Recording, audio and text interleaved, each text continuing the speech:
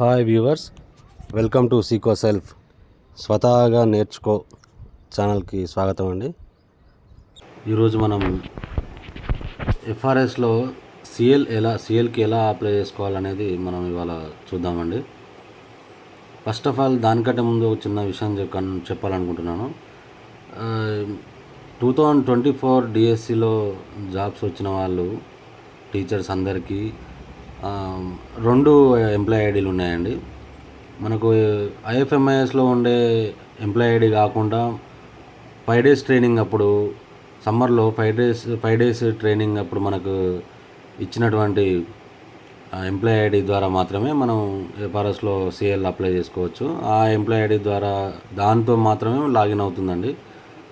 ఒకవేళ అది employee ID కనుక మీరు మిస్ అయితే, మీ దగ్గర అందుబాటులో లేకపోతే అది ఏ విధంగా పొందాలి, ఎక్కడ ఉంటుంది అనేది మనం ఇప్పుడు చూద్దాం.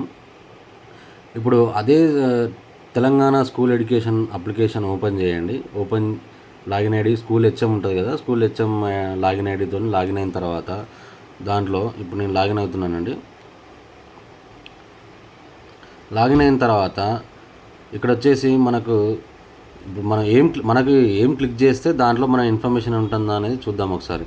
ఇక్కడ టీచర్ డిప్యుటేషన్ అనే దాంట్లో ఇక్కడ చూస్తే ఇక్కడ మనకు ఎంప్లాయీ ఐడి ఉంటుందండి.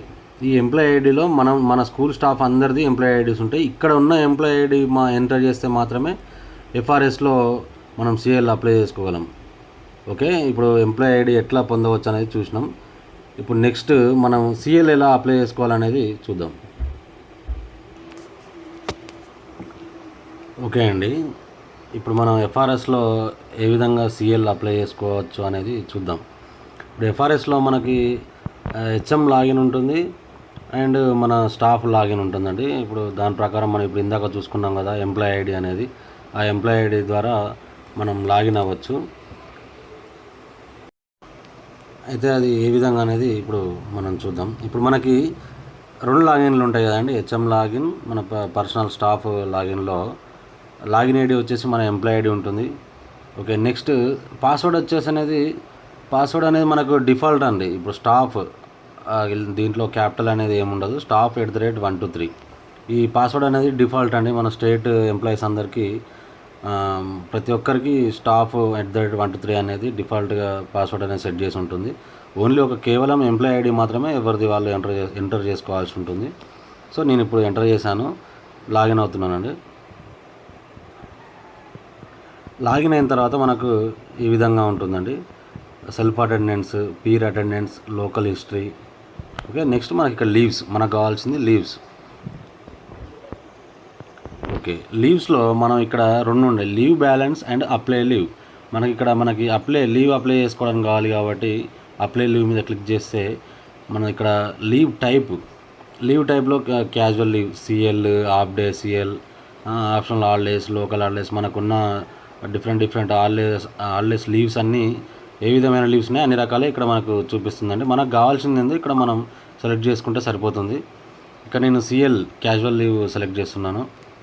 నెక్స్ట్ ఏ డేట్ నుంచి ఏ డేట్ వరకు, ఎప్పటి నుంచి ఎప్పటి వరకు అనేది ఇక్కడ మనం సెలెక్ట్ చేసుకోవాల్సి ఉంటుంది. నెక్స్ట్ రిమార్క్స్ అనేది మన రీజన్ ఏంటిది, దేనివల్ల మనం సిఎల్ అప్లై చేసుకుంటున్నాం లేదా హాఫ్ డే లీవ్ అప్లై చేసుకుంటున్నాం, ఆప్షనల్ హాలిడే కారణం ఏంటిది అనేది ఇక్కడ చూసుకుందాం. నేను ఇప్పుడు ఇక్కడ ఎంటర్ చేస్తున్నానండి. మీరు ఖచ్చితంగా రిమార్క్స్ మాత్రం ఖచ్చితంగా ఎంటర్ చేయాల్సి ఉంటుంది. ఎంటర్ చేసి అప్లై చేసుకోవాలి. అప్లై అని క్లిక్ చేస్తే మనకు అక్కడ లీవ్ అనేది అప్లై అయిపోతుంది. తర్వాత మనం లీవ్ ఇక్కడ మన పర్సనల్ ఐడి ద్వారా లాగిన్ అయ్యి అప్లై చేసిన తర్వాత మన హెచ్ఎం లాగిన్ ద్వారా లాగిన్ అయ్యి మన లీవ్కి అప్రూవల్ ఇవ్వడం జరుగుతుంది. ఇక్కడ మనం చూడవచ్చు, ఇక్కడ పెండింగ్, ప్రస్తుతానికైతే పెండింగ్ అని కనిపిస్తుంది.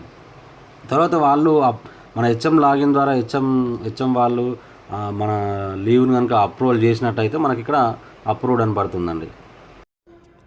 ఇప్పుడు మనం ఈ వీడియోలో సిఎల్ ఏ విధంగా అప్లై చేసుకోవాలి అనేది తెలుసుకున్నాం కదండి.